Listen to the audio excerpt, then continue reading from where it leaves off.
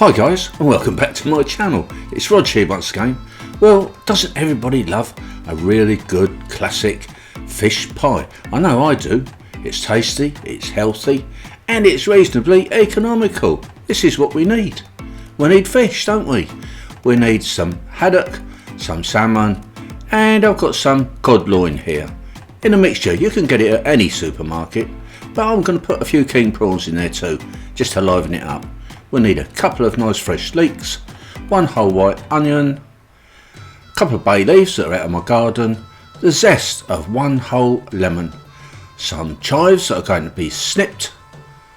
Also, we're going to need some parsley that's out of my garden there, quite proud of my garden, some peas or petit pois, some flour just to thicken it up, some milk, whole milk is good, and some cheese. I'm using grated cheddar cheese, just to put on the top, give it that extra taste. Now for the mash, we need potatoes obviously, we need some butter, and some milk, just to loosen it up. Now it's a good idea just to part boil the peas for about 5 or 10 minutes. We're going to boil our potatoes ready for the mash until they start to get to breaking point, and while that's happening, we pour our milk into a pan on a hob, medium heat. Into this we add half the onion that's had the skin taken off and the bay leaves. We'll pop those in, and we need a bit of seasoning too. Plenty of salt, and we're going to need some freshly cracked black pepper too.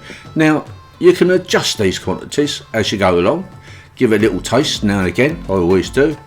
Gives you a rough idea of what you're going to end up with. I do like plenty of that pepper though, that's for sure.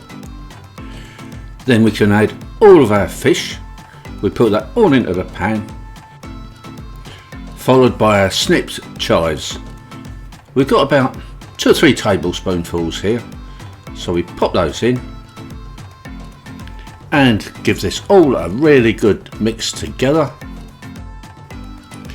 Bring it to a simmer, and then we're just going to let this simmer for about 3 or 4 minutes, no longer. We don't want the fish to break up.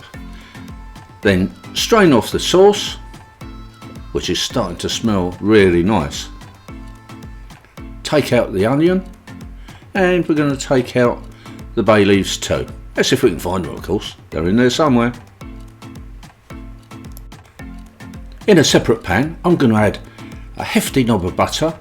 Let this melt down, and we're going to add some cooking oil. Well, you can use olive oil if you like. Cooking oil's fine though. In we go with our chopped up leeks, and we're going to cook these until they get really soft.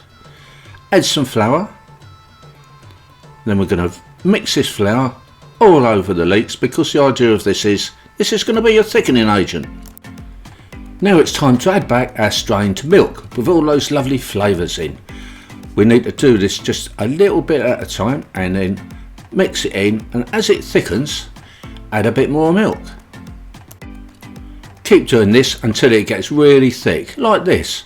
Now if it doesn't thicken up properly, add a little bit of corn flour to cheat. Pop in your peas that have been partly cooked. Pop in your king prawns that were already cooked and bought from the shop. Put in the fish pieces. Mix this all together, and that's our pie filling finished. Looking and smelling so good.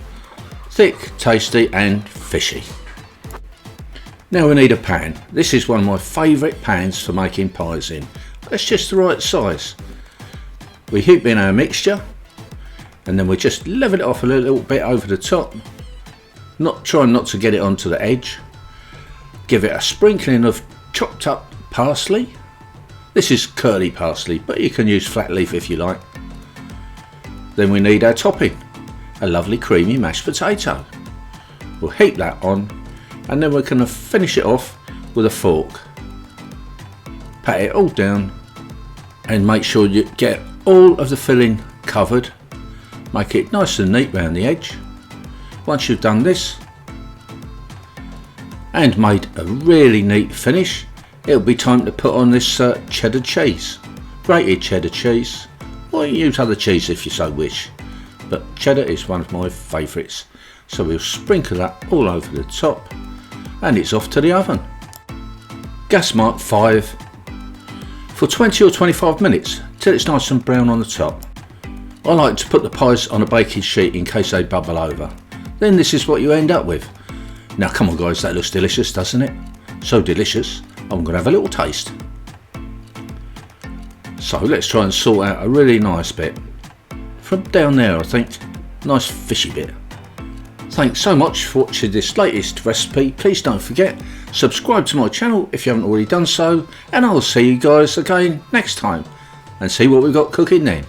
So bye from me and bye from my pie.